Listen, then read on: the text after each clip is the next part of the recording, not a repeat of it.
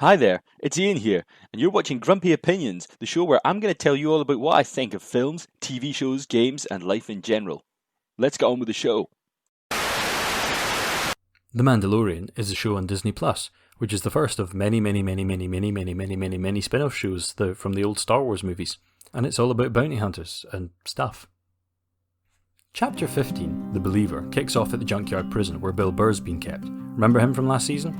Yeah, well, it turns out Kara's there to spring him, along with the rest of the cool gang. And it turns out they have to get him to hack an Imperial network, because he's ex-Empire, and he'll be able to find Moff Gideon, and he's like, yeah, okay, but they've got a convoluted plan, because in order to do that, he's got to get into a base. So to get into the base, they've got to take over a transport that's shipping something very explodey, and they need two folk to do that.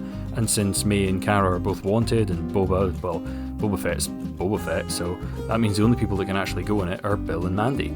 And Mandy's kind of funny about that because, he'd have to take off his Mandalorian armour. But, one helmet is just as good as another, apparently.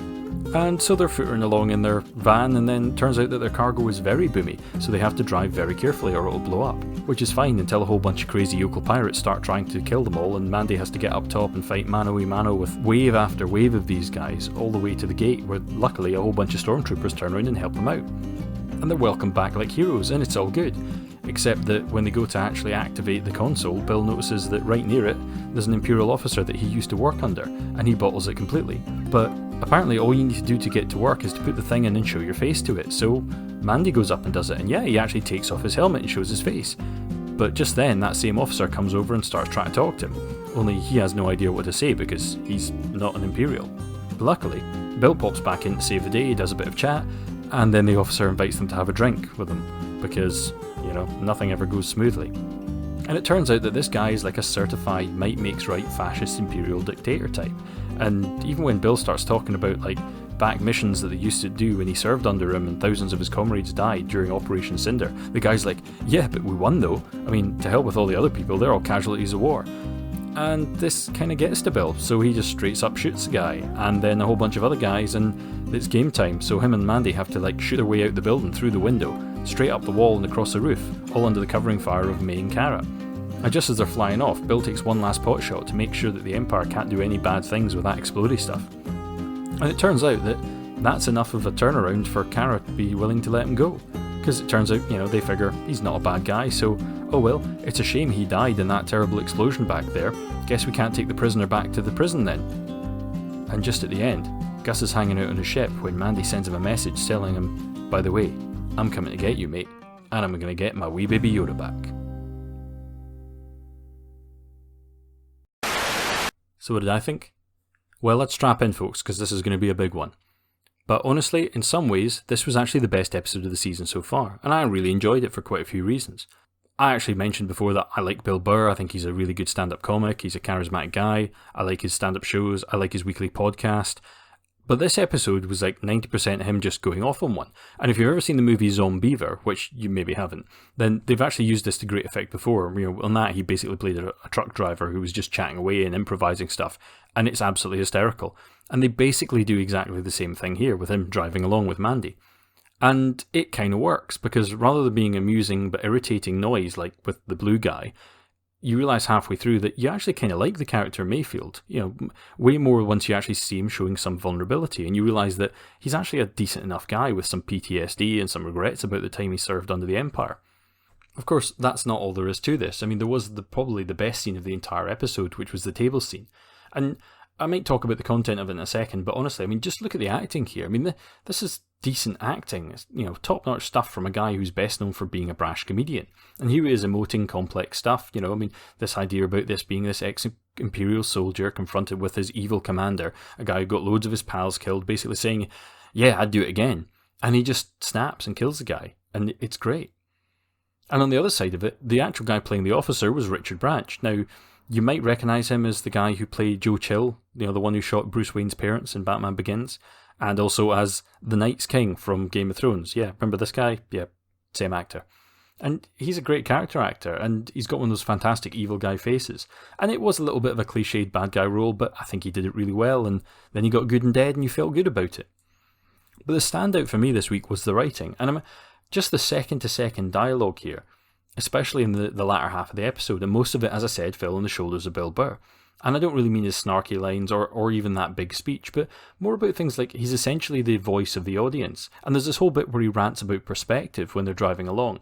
And yeah, it's not an idea that's wholly new to Star Wars, different points of view. Luke, you're going to find that many of the truths we cling to depend greatly on our own point of view. But pointing out things like the helmet business and how it's unclear if the creed is don't take off your helmet or don't show your face, and that those aren't necessarily the same thing. And how who the bad guys are is all about where you grew up. It's nothing actually earth-shattering, but it's a nice wee bit of chat. And for a show like this, I like ideas like that, and it's showing that the whole universe is a little bit more grey rather than black and white. And it also ties into the episode of this title, The Believer, because pretty much every character in this episode is a believer in some way or another, or believes in some form of creed or some kind of adherence to some belief system. And this episode is all about them setting ideas or perspectives aside to get the job done, like Mandy ditching the helmet, or Bill shooting the officer, or Kara letting Bill go, and it's all about their level of belief. And unsurprisingly, the believer, the one true believer in the episode, is the officer, who's the absolute fundamentalist in his love of the Empire and believes that the means will always justify the ends, no matter how bad. And it's that kind of thinky stuff that, frankly, I never thought I'd be saying about this kind of daft Western space show. And at the end, the big shooty fight at the end was kind of good fun, so yeah, as I said, the second half of this episode, pretty fantastic, probably the best of the show so far. But though I really liked the latter half of the episode, it's a shame about the first half. Yeah.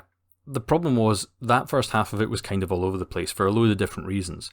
But obviously part of which was the story, and the story started out meandering. Although I've given him a lot of praise, there was a lot of the beginning was just Bill Burr talking incessantly. And yeah, I did say that was a positive.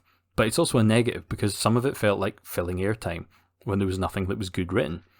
Also, just thinking about things from a character perspective, why did Bill Burr actually take the job? I mean, it doesn't make an awful lot of sense, because what's in it for him? I mean, they rope him into this and they say, yeah, you're not actually going to get anything out of this, but he still agrees to do it. Now, that was a bit of an alarm bell for me because it meant one of two things, like in terms of setup. Either A, he was going to die by the end of the episode, or B, he was going to be set free. And the reason I say that is because the show needs to keep it simple, because otherwise his doing good wouldn't seem pure. It would have seemed motivated by him thinking he was going to gain something. But think about it on a serious side of it. Why would he actually put himself in this situation?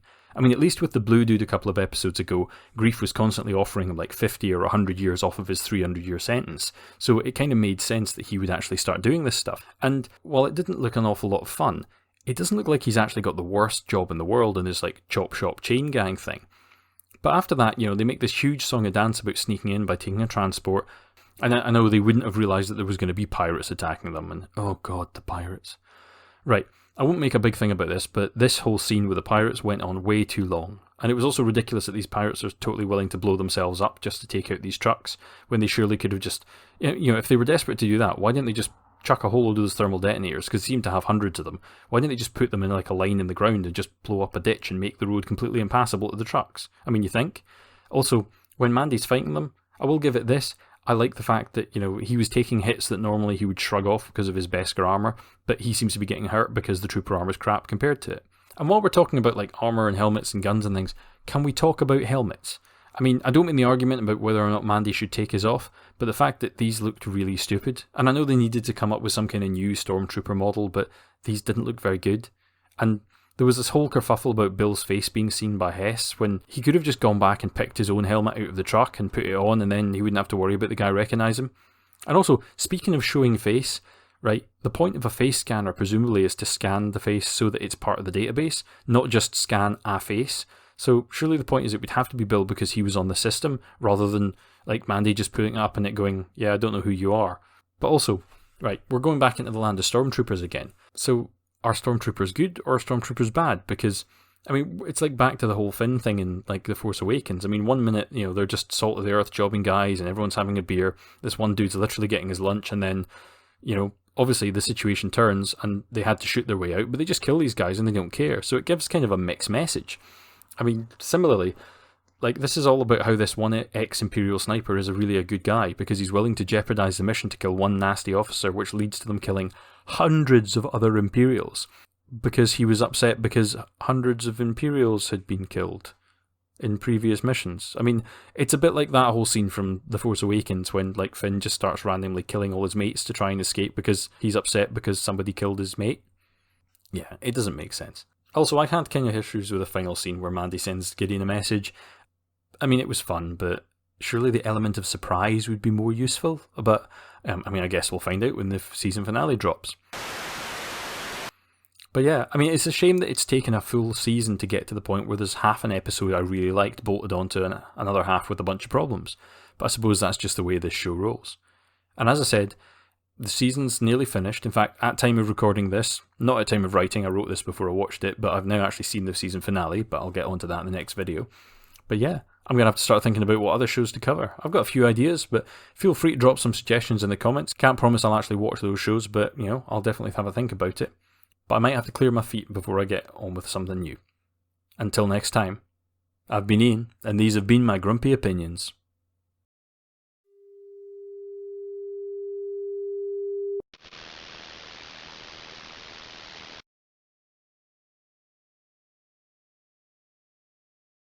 And a special thanks to everybody listening, and especially my patrons, and most especially to Michelle Forbes and Judith Coloma, my top tier patrons.